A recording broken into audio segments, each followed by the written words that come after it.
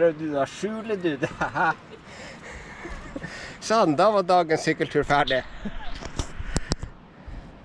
Det var en fantastisk fin sykkeltur. Og hvis dere så noen som prøvde å lukke igjen campingvognsdøra veldig fort når vi kom, så var det kona mi som tror ikke hun ønsket å være med på filmen i dag. Men jeg skal nok redigere henne bort.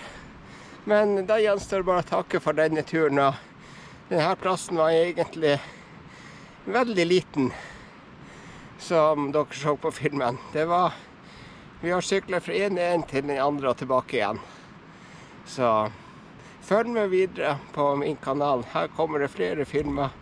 Både muligens flere her fra Sverige, og så blir det filmet litt helt nord i Norge, og så blir det nok litt i Finland. Før vi satte kursen tilbake igjen til Norge igjen, gjennom Sverige. Så ha en riktig fin dag videre, så kommer vi med flere videoer her så fort som mulig. Ha det bra!